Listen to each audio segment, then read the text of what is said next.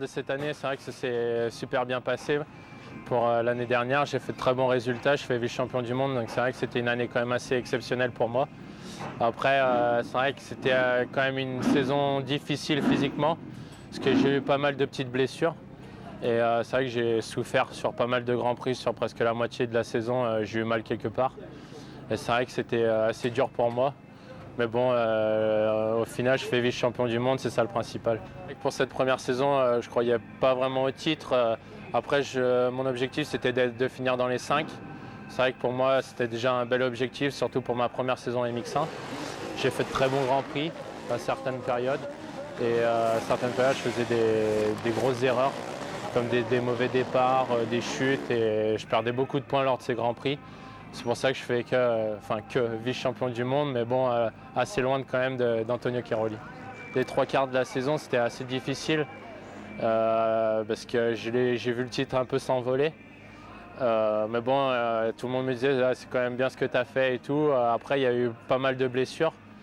Donc c'est vrai que j'ai essayé de faire attention. Et puis bon, malgré ça, je me suis quand même fait une petite blessure en fin d'année. Et de cette saison, Steven repart avec un souvenir marquant. Saint-Jean-d'Angély, c'était mon premier Grand Prix que je gagnais en MX1, surtout devant le public français, c'était vraiment génial. J'en garde vraiment un très bon souvenir, je les entendais gueuler le long de la piste et tout, ça m'a vraiment aidé. Fort d'une année d'expérience en 450, Steven a retenu les leçons. J'ai fait pas mal de petites erreurs et j'espère que cette année je vais essayer de rester un peu plus serein dans ma tête pour pouvoir justement éviter les erreurs que j'ai faites l'année dernière. Mais là, pour le moment, j'essaye de rester calme et je pense que si je reste calme tout au long de la saison, je pourrais faire quelque chose de bien. Par rapport à Cairoli qui était toujours là chaque Grand Prix, même s'il ne gagnait pas, il savait faire 3, 4. Et comme un De Salle que j'ai vu aussi à Valkenswaard qui se sentait pas bien ce jour-là, donc il a préféré finir 5-6 que tomber.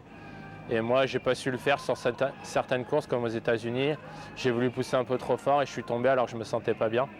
Donc je pense que ça, c'est vraiment... si j'arrive à faire ça l'année prochaine, à mon avis, je jouerai devant. J'ai été vice-champion du monde l'année dernière en 2011. Donc forcément, je peux viser que mieux. Mais bon, déjà, si je fais au moins aussi bien, ce sera déjà une très bonne année. Après, le titre, c'est sûr, ce serait génial. Et ils seront beaucoup en MX1 à vouloir briguer la première place. Le champion en titre, Antonio Cairoli, est l'adversaire le plus redouté. Ça fait 5 fois qu'il est champion du monde. Il est régulier, toutes les courses il est là, il est fort partout, dans le sable, sur le dur, sur le meuble, dans la boue, partout. Et physiquement, il est vraiment fort.